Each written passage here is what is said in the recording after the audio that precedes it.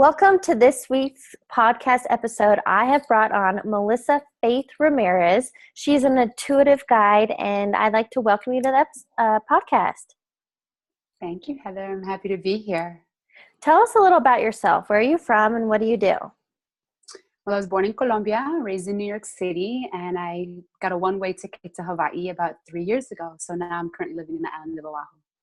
And I know some background on that, but if you can, give the listeners, what was this intuitive nudge? What happened that you got this hunch to go to Hawaii? And what's happened for you since you've been there?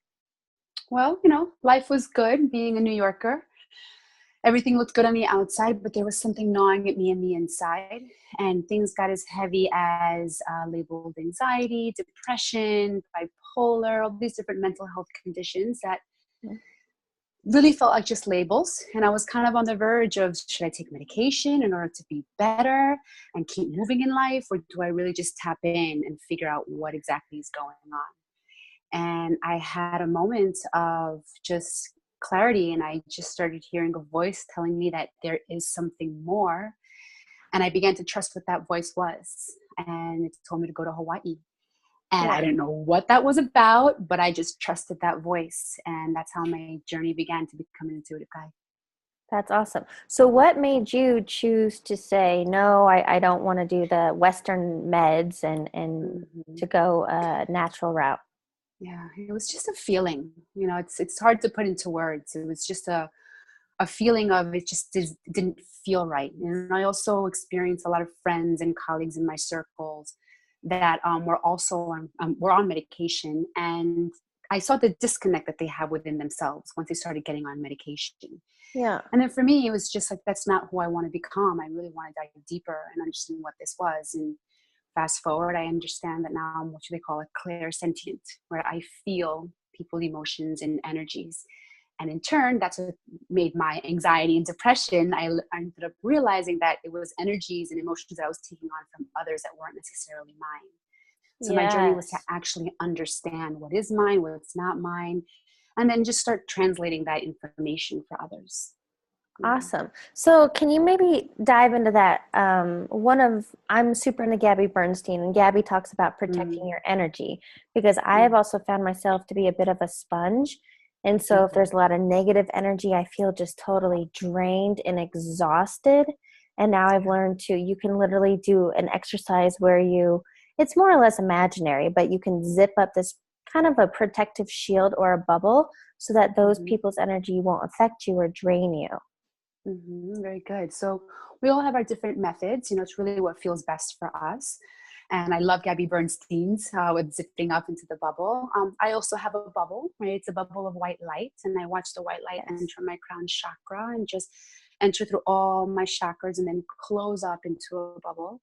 And my color is amethyst. It's purple. So I have a purple ring around my bubble just to have that protection. But the more I did this work, the more I realized that I really didn't need that visual anymore. It was just really actually trusting in something as simple as asking, is this my energy or is this someone else's?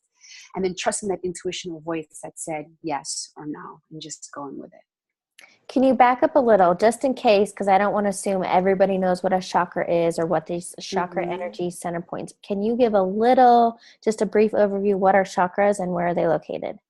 Sure. So we have a crown chakra, a third eye chakra, a throat chakra, heart chakra, solar plexus underneath our breasts, a sacral chakra, which is our sexual region, and then the root chakra. Some say it's the bottom of the feet, and some say it's the bottom of the actual spinal cord. And those are just energy sources, right, that symbolize different colors. Not to go into full detail, but symbolize different colors and different energies. And according to our horoscope sign, we have powers in each one of those chakras as well. And for me, myself, I'm a Pisces, and my solar plexus chakra, which is right underneath my breast, is my point of energy and my point of power. So since I've been doing this work, it's become much more stronger. And I actually have been receiving physical pains in that area. But intuition just said, take a step back. You're just going through a process of change. And then that's also where the conversation of understanding what illness actually is and how it begins at the emotional level and energetic level. And so do you believe that illness is a dis-ease, as Wayne Dyer speaks of it? And I think even Louise Hay, but Absolutely. Absolutely. So I'm what they'll call us well, a medical intuitive, where when I sit with clients, I'm able to feel, because I'm a feeler, I'm a clairsentient, I'm able to feel their actual energetic illness, dis-ease, lack of ease, mhm. right? And if you really think about it, it's all about how we live our lives, what kind of foods we eat, what kind of stress levels we're having. So there's a lot of dis-ease happening in today's society because we're not really just allowing ourselves to be still as much as we actually need to start listening to that intuitional voice and trust what we need to do to move forward. So then I want to talk more about, you had this intuitive hunch, you go to Mm-hmm. Hawaii. So Mm-hmm. now what happened when you got there? Oh. So I got there with one suitcase and I ended up booking a yoga teacher training because it was something that I really felt again that was important for me. I was a dancer at one point, and for me, moving the physical body is super important. And I really wanted to understand how to connect my mind, body, and soul, Mm, with myself. And I was on the Big Island, which I believe all the islands of Hawaii represent a different chakra. And the Big Island is the root chakra, which is all about grounding ourselves and really also unearthing all the ick that we continue to hold on to. yeah. And it was super, super powerful. And this was one of the first moments that I realized that I was not just this physical being, right? That I was more than that. That I was a divine connection to source. And some people call it source, some people call it God, some Allah, some the universe. It really doesn't matter. It's all interchangeable. It's just something that's bigger than us, yeah. And I was told in one of my meditations to walk 5 miles barefoot. And I'm sitting here in a camp in the middle of the jungle, right, of the Big Island. There's really no free time to be walking 5 miles barefoot. But I said, okay, I'm going to listen to your guidance and I'm going to go for it. And precisely 3 days later, we had a surprise snorkel trip that was exactly 5 miles from the camp that I was staying at. I said, okay, I'm going to follow. And I started walking barefoot on this beautiful empty road, which to the right was a forest and to the left was this gorgeous volcanic lava rock cliff onto the ocean, and you could feel the mist of the ocean as it would kind of just hit against the wall. And I felt pulled, literally like someone was pulling me right here from my heart over towards the cliff. And I was scared naturally because I'm like, why am I feeling this? You start doubting what's going on because I was still in the space of, is this real? Is this not really? Making it up in my head? Am I crazy?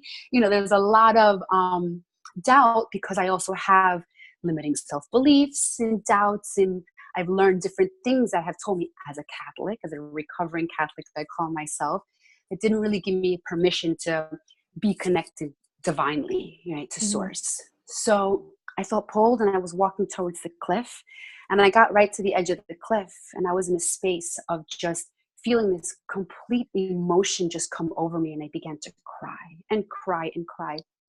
I wasn't thinking anything. I wasn't afraid of anything. I wasn't sad of anything at that point. I was just actually letting myself be. And I realized I was releasing. And I just looked up at the sky and I said, if you're real, if you're something, if I'm here for a purpose, let me know. And this massive wave just came and washed over me. I looked back, all my stuff got swooped with the wave and it threw me down on my knees and my hands, my fingers were on the cliff and I'm looking down about 30, 40 feet with no fear, Heather. No That's fear. got Just so many chills. Okay. So it was a metaphorically, but you got like cleansed. yes, yes. And it was a Wow. cleansing and it was just like a permission that was given to me to say, okay, believe, trust, Yeah. like you're here for something bigger than where you once were, and that's how really my journey began. Yeah. So then bring us to today. What are you doing now today with this Mm. intuitive guide Mm-hmm. that you've now connected to? So I've now created a company where I help clients really tap into their own intuition and their own inner voice, right? We all have that divine guidance. We Yes. all have that connection, right? But it's all of our ick and our stuff that kind of holds us back and really allows us to doubt, what that inner guidance is. And my work is very unique. It's very one-on-one with the individuals because as an intuitive guide, I just really allow my heart to be open. I create a safe space for the client. And if the client is trusting and willing, information just channels through me for the client. Mm. And it's really a space for them to understand that they have a voice they can tap into in order to actually create the life that they want to create, right? Not just have life happen at us, like it always does. It's like, oh, this happened to me yesterday because of na. This is my karma. This is what's meant to be. No, my love, that's not how it works. We are actually creators of our own reality. For So I help sure. folks, Wait, home time out. in. I Sure. want you to rephrase that and or just say it again, because I even had a conversation with somebody yesterday, and when people play victim, that things are happening to them and poor me, and I'm just going to sit and suffer in this. And I'm thinking, oh my God, why torture yourself? Feel your feelings, but then you've got to let go. Yeah, I agree. And I agree it is important to feel your feelings. And I always tell my clients, have like a time limit, feel your feelings, allow yourself to cry, allow yourself to yell, allow yourself to scream. I think there's so much therapy in just releasing all those emotions. Yeah. But then once that alarm goes off, pick yourself up, do whatever you need to do to get out of your physical body, right? I always say dance, yoga, go hit a punching bag, whatever it is that you need to do to actually release that from your physical body, and then do something you enjoy. Put some music on and sing a song, go out for a run, maybe journaling. Some folks love to write in order to express even more what's coming up for them. And then say to yourself, I'm here for a different purpose. Why am I actually here on this earth? What more do I have to actually offer for myself? Yes. Yeah. Now, I went through a personal experience and I learned what my intuition was, because I used to think I was just too stuck in my head. So how can you explain to somebody the difference between their head ego and their intuition? Good question. So I believe the ego is a very loud, critical, not so nice voice. Mm. And I believe the intuition is just a soft, kind, loving whisper, right? Because we all have that inner critic. We all Yeah. have it. Just being a physical human being in an unconscious world. Let's call a spade a spade. There's a lot of unconsciousness going around. And I believe we're in a space where we're coming up to our level of consciousness. We're awakening to consciousness, right? And really just hearing that voice. And if it feels icky, if it feels off, if it feels mean, if it feels critical, that's your ego talking to you, right? But if it feels loving and kind and warm, that's your spirit. Yeah, that's your intuition. Do you have any guidance that you would give someone to help tune into their intuition, to know what that is? Yeah, so I'm a big advocate of meditation, Mm. whether it be just meditating with your breath, doing a walking meditation, doing a dance meditation, right? But just something that it creates a space for you to just be one with your thoughts. Now, there's a misconception of what meditation is. Like, oh, I just shut down my mind and I think of nothing. And it's actually not like that, because our minds are always going. That's the purpose of our minds, right, in this physical body. But it's more about being an observer of when those thoughts come, watching him and saying, oh, that's interesting, and then letting it go. Being what Eckhart Tolle likes to call being a detached observer. Yes. Watching it with love and with compassion and with joy and with laughter. I mean, now I'm at a point where my ego comes up and I'm like, you silly little ego. I see you right there. It's good. I got this. And creating a conversation with that voice as well when you're not in meditation, right? When it comes up and it doesn't feel right, I know you're there. And I know you've been there to protect me all along, but I'm good from here on in. Now I'm driving my own car. So yeah, so meditation. I remember when I very first started meditating, I talked to my mom. I was like, Mom, I can't do it. I can't get quiet. My mind actually my to-do list goes off the chart. I'm thinking about so many millions of things. And she told me, and it helped me so much because I'm very visual. She said, Heather, when you sit there, think of your thoughts as clouds and let them pass by. Yes. Or I also heard other people say, okay, hey, thoughts, thank you. And I'll come back to you after, whether it's a 7 minute, 15, whatever it is. Thank you. And I'll come back to you. So I'll give you attention later, but right now it's my time. Beautiful. We have a very wise mother. She's, yes. Yeah. Yes. Thank Yeah. you. Absolutely. Yeah. This has So been amazing. thank you. Thank you. Do you want to talk about kind of your one-on-one, what do you do in this intuitive guide Sure. coaching? What do you do? So I'm an intuitive guide, like I mentioned before, and in the physical world, it's called coaching, right? In the esoteric world that I generally live in, it's called the intuitive guide. I do particular one-on-one 9-month rebirthing programs, I call them, where clients rebirth into the true selves, their true self-realization of who they desire to be. Yeah. And it's a slew of work when it's really learning to understand your intuition, trusting your intuition. There's a lot of mindset work as well, right? It's kind of creating those mindset shifts, Mm-hmm. dismantling those belief systems that no longer serve us. And that's guided by the intuitional process that I work through with the clients. So I always ask the client when they come on board, it's all about just really trusting that they're actually present in this space. I also created a 6-week online program, which is kind of like a little teaser taste of what this work is. And it's really practical information. For example, like instead of pointing the finger to the other person, what they did wrong to us, how we can turn that finger around and say, what am I doing here that's no longer serving me, that's creating a space of anguish or of anxiety or stress. We also talk about creating our own reality and really giving ourselves opportunity to visualize and dream. We don't dream anymore, right? Like kids are always taught to just play and dream and wish. And as adults, we get so bombarded in our anxiety and our everyday due diligences that we don't give ourselves a chance just to actually dream of the big dream of what we want to create. And it's through visualization and then understanding the steps that need to be taken and understanding the wisdom that comes, things that get served to you, right? Things that are brought to you, and then making that choice in order to get a step closer to bringing forth that visualization. Yeah. Mm-hmm. That sounds amazing. And I definitely have some background with what you're talking about. And I believe 100% if you don't create that, if you can remove those limiting beliefs and create that powerful foundation of mind. And then as you talked about body, the movement and spirit, like I love that trifecta of alignment. Thank you. Yeah, and I'm actually creating retreats in Hawaii as we speak. I'm visualizing and manifesting an all women's retreat on a sailboat hopping the islands, because I believe all the different islands have represent a different chakra to work through all the chakras. Right. I'm creating a couples retreat for couples to understand the beauty of becoming more conscious within themselves and conscious in their relationship. And I'm also working with children as well. I feel a lot of our children are very gifted and we're not giving them the permission to kind of play in that space. And then we become these anxiety-ridden adults.